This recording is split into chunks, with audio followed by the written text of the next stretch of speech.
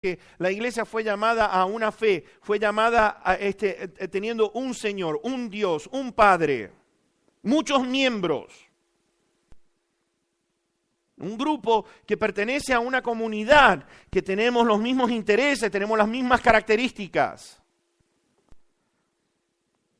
Donde cada uno, mis hermanos, en esa variedad y vocación que tenemos todos, hablamos de cualidades, características personales, estamos hablando de que ahora estamos trabajando para un mismo fin. ¿Cuál es el fin? ¿Cuál es la razón por la cual viniste en esta noche? ¿Qué es lo que te impulsó a venir aquí? Porque te voy a decir una cosa, algunos lo tienen como si fuera una costumbre, como si uno fuera a un club o algo por el estilo, pero mis hermanos, la iglesia quiere decir llamados de afuera, hacia adentro, hacia el Señor Jesús, para estar con el Señor. Estamos aquí, yo espero que hayas venido porque quieres estar con Cristo Jesús, ¿no es cierto? Los mismos intereses. Dice que el Señor ha dado a cada uno de nosotros la gracia de Dios, los dones, traspasó a nosotros el dominio. Te quiero decir una cosa, ha traspasado el dominio de su poder, sus beneficios, sus responsabilidades, para que ahora lo podamos usar para su gloria. ¿Sabías eso? El poder de Dios que fue sobre Cristo Jesús, el poder del Espíritu Santo que fue sobre Cristo, es el mismo poder que tenemos nosotros. Que es algo increíble. Pablo dice que nuestra vocación, que es el llamado que sentimos que procede de Dios para usar ahora nuestras aptitudes hacia una actividad determinada, ya sea de predicar, ya sea de evangelizar, ya sea de cantar, tocar un instrumento, administrar las finanzas, enseñanza, por mencionar algunas. Pero nos motiva una sola cosa, es exaltar el nombre de nuestro Señor Jesús. ¿Cuál es la esencia del Evangelio? Porque no solamente esto que vimos aquí, de que sabemos que el Señor va a regresar, pero ¿sabes qué? Ve conmigo a Romanos 8 y versículo número 29.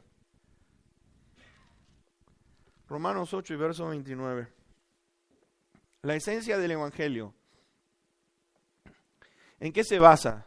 Y esto es algo maravilloso. Yo quiero que vean esto. Porque a los que antes conoció también los predestinó. Vean esto. También los predestinó para que fuesen hechos conformes a la imagen de su Hijo. La iglesia se reúne para ser que conformados a la imagen de Cristo Jesús. Y cuando hablamos de una imagen, estamos hablando de reproducirnos, ser una copia exacta de quién era Cristo Jesús. Vayamos a Efesios 4, versículo 12 al 16, por favor. Efesios 4, versos 12 al 16. Estamos hablando de capacidades, estamos hablando de transferencia, de dominio, los dones que Dios nos da. Y fíjense con qué fin nos reunimos como iglesia. Fíjense, dice allí, a fin de perfeccionar a los santos, a la iglesia, para la obra del ministerio, para que cada uno pueda servir en distintas áreas. Y dice allí, para la edificación del cuerpo de Cristo Jesús.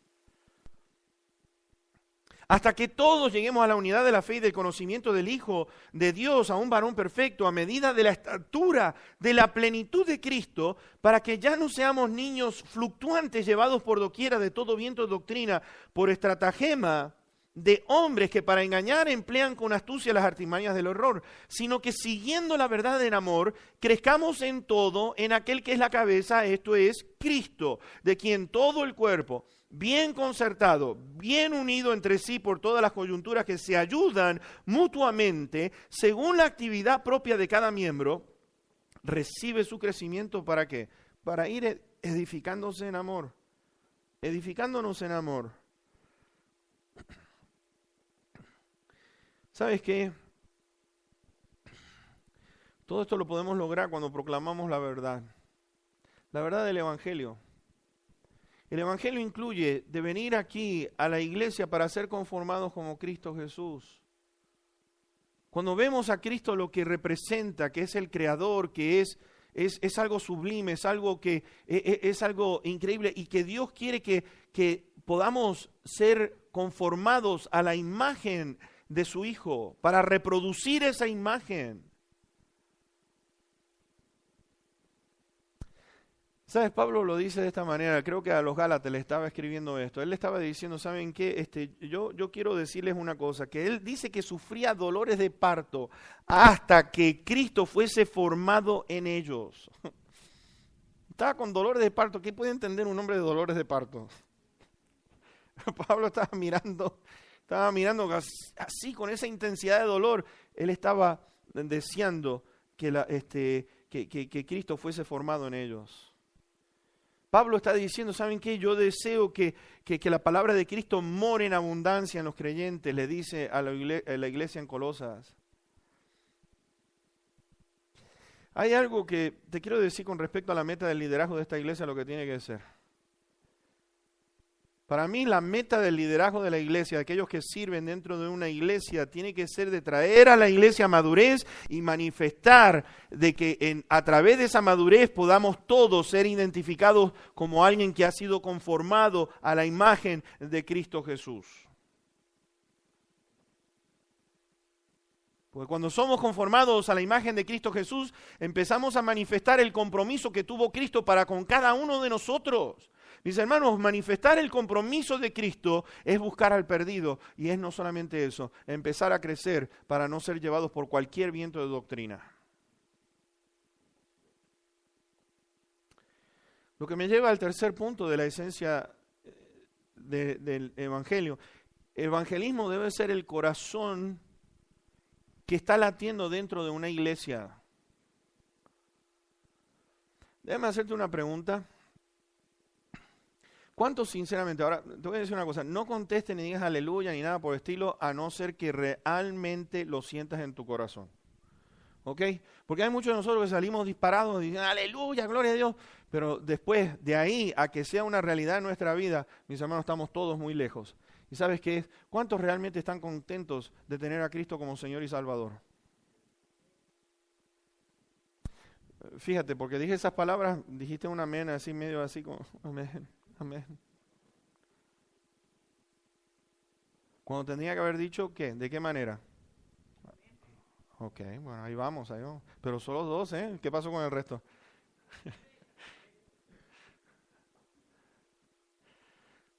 Todos tendríamos que estar, ¿saben qué? Debe ser el corazón, porque ¿qué es lo que representa a Cristo para mí? ¿Lo es mi todo o no lo es? Porque cuando es mi todo y yo empiezo a mirar las virtudes de Cristo, empiezo a manifestar el compromiso de Cristo. ¿Sabes qué? No hay nada que vaya a detenerme a mí en cuanto a la obra que Dios ha puesto en nuestras manos. Es la razón por la cual estamos aquí en el mundo. La iglesia se reproduce, evangeliza. Son aquellos que se gozan de estar llenos del Espíritu Santo, que están maduros, que están constituidos y comprometidos con Cristo Jesús. Mis hermanos, la esencia del Evangelio tiene que ver con eso. Ahora, en Hechos 4, vamos a ir a Hechos 4, vean el versículo 29 y 31, porque quiero dar el cuarto punto de esencia del por qué una iglesia que está comprometida. Miren esto. Imagínense ustedes, no estaban pidiendo para ellos. Hermanos, si tienen alguna petición, la podemos presentar en esta noche. ¿Saben cuál era la petición de aquella iglesia?